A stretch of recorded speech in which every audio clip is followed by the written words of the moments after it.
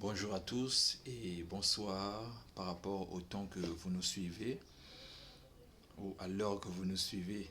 Que le Seigneur vous bénisse abondamment, qu'il vous accorde l'intelligence de sa parole.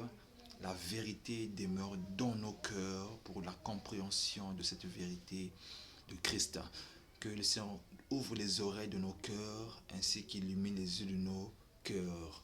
Car le Seigneur regarde d'abord le cœur. L'enseignement est d'abord destiné pour le cœur et non pour les oreilles physiques ou biologiques. Sur notre thème que nous développons par la grâce du Seigneur, nous parlons sur les trois choses qui bloquent nos vies et nos destinées. Et par la grâce du Seigneur, nous avons su les énumérer, les trois choses dans notre introduction. Ce sont les complots, les langues et les armes. Les langues, les paroles, les armes ou les actes, les complots ou les rassemblements. Et aujourd'hui, nous allons parler sur la langue.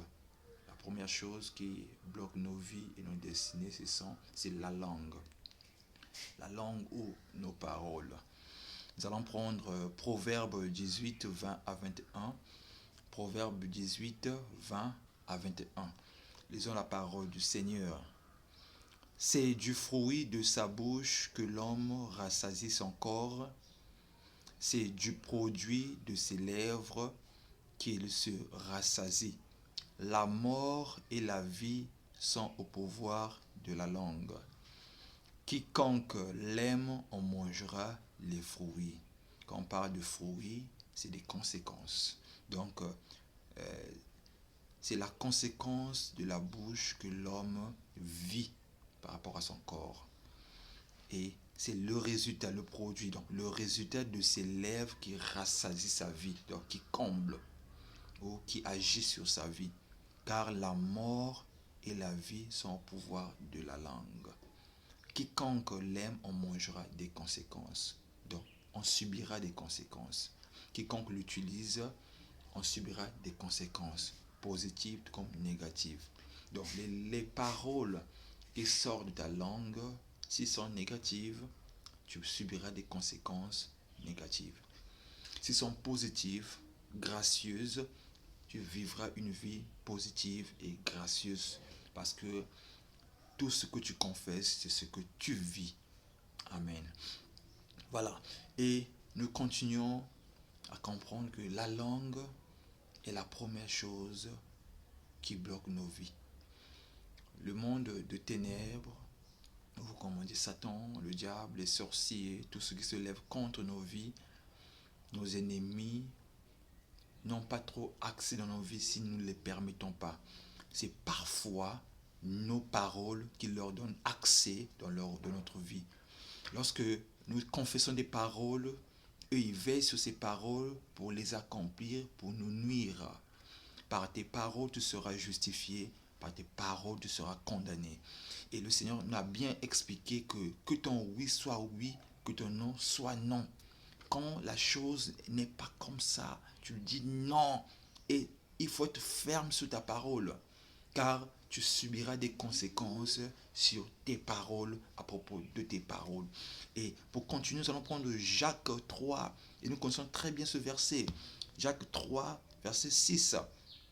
Ou prenons verset 5 et jusqu'au verset 6. Il est écrit, de même, la langue est un petit membre et elle se vante de grandes choses. Voici comme un petit feu peut embraser une grande forêt. La langue est aussi un feu. C'est le monde de l'iniquité.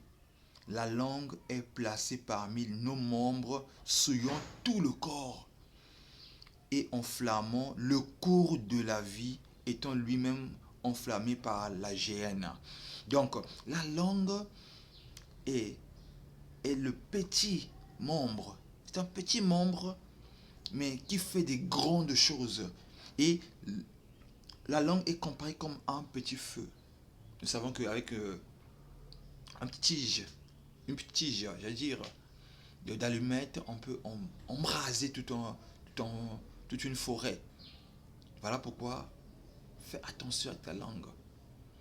Le Seigneur veille beaucoup sur nos paroles. La Bible déclare que au jour du jugement, Dieu nous demandera des comptes de toutes les paroles vaines sorties de notre bouche. Parce que la langue, la bouche est créatrice et destructrice aussi. Donc ne sois pas un insensé, mais sois un homme sage qui utilise sa bouche pour la gloire de Dieu. Que le Seigneur nous aide à utiliser notre langue. Nos vies sont bloquées, nos vies sont limitées à cause des paroles que nous confessons sur nous-mêmes.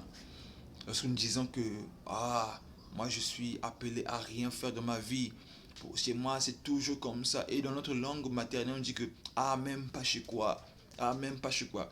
Tu attires la souffrance sur toi. Paché c'est la souffrance, paché c'est la malédiction, et tu l'attires sur toi parce que tu le confesses tout le temps.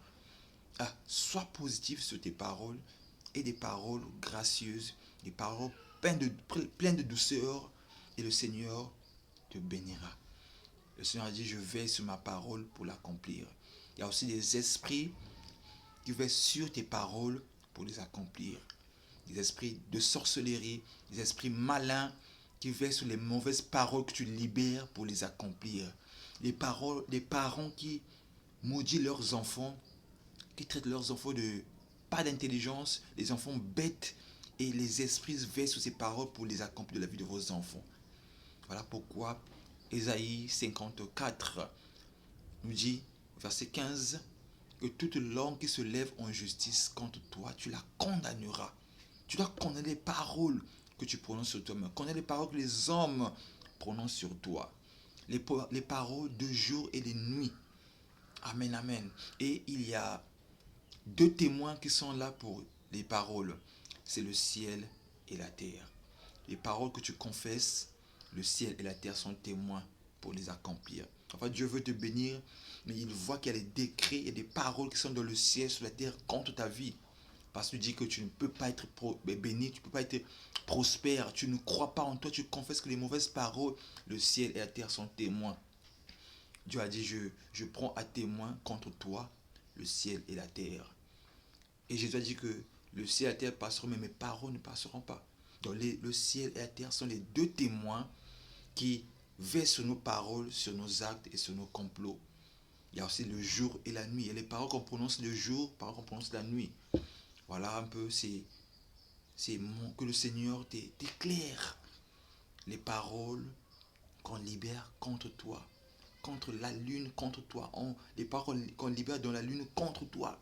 Les paroles qu'on libère contre ton étoile, contre ta destinée, contre ta vie, ton âme, contre tes enfants, même contre ton sang. Il y a des paroles qu'on libère. Et le monde spirituel, c'est le monde des paroles. Parole contre parole. Voilà pourquoi tu vas prendre l'autorité de te lever et de condamner toutes les paroles négatives, de blocage prononcées contre ta vie. Et nous aurons des moments de prière contre l'enseignement. Après l'enseignement, nous aurons des moments de prière où nous allons prier par rapport à l'enseignement. Donc que le Seigneur nous bénisse, que le Seigneur annule toutes les paroles qui nous condamnent. Dans le ciel, il y a les livres des paroles, il y a les livres des actes. Voilà, il y a des paroles que je prononce qui sont écrites.